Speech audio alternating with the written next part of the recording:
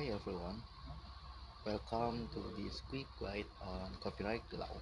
Today we are going to break down how copyright works, specifically looking at how it applies here in Indonesia under law number 28 of 2014. First, what is the purpose of copyright? At its core, copyright is designed to incentivize creativity. It grants creators exclusive economic and moral rights over their original works, balancing the creator's need to protect their livelihood with the public interest in accessing knowledge and culture. So, what is copyrightable and what is not? Copyright protects for original expression fixed in a tangible medium.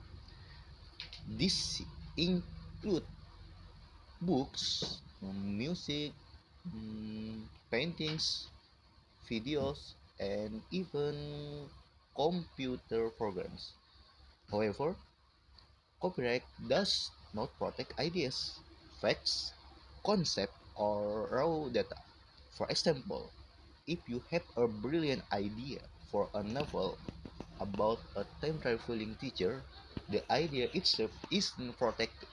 Anyone else can write a story about a time traveling teacher, but the moment you write down your specific words and sentence on paper on a digital file, that specific expression is protected by copyright. Next, let's look the relationship between copyright and other methods of intellectual property. While copyright protects creative and literary expression, patents protect function, invention, or technical process, like a new smartphone engine.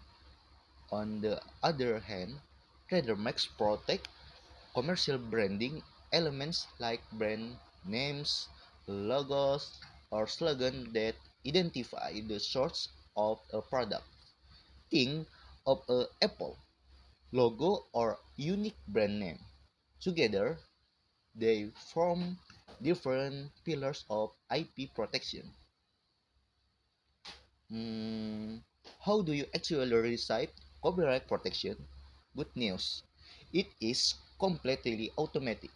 Under both international law and Indonesian law, copyright protection exists the exact moment you create the work and fix it in a tangible form. You do not have to register it or apply for a certificate to get protection. While registering your work with the government, like DGKL in Indonesia, is helpful as strong legal evidence in courts. It is not a requirement for copyright to exist. But copyright doesn't last forever. Eventually, works enter the public domain. The public domain consists of creative works that are not protected by intellectual property laws. This happens either because the copyright has expired, such as 70 years after the creator's death for most work under Indonesia law, or because the work was never eligible for protection first place. In the first place, anyone can use, remix, and share public domain work for free without asking for permission. Lastly, let's talk about exemption and limitation for copyright.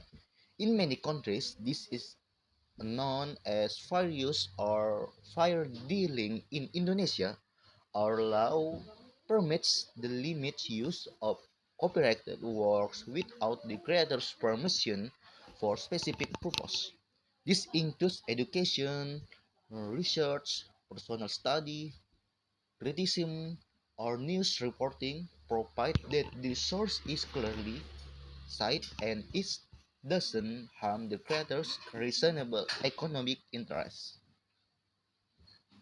That concludes our breakdown of copyright basics.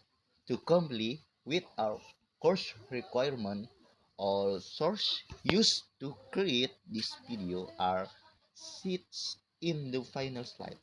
And I am licensing this video under a Creative Commons attribution for for for 4.0 international license.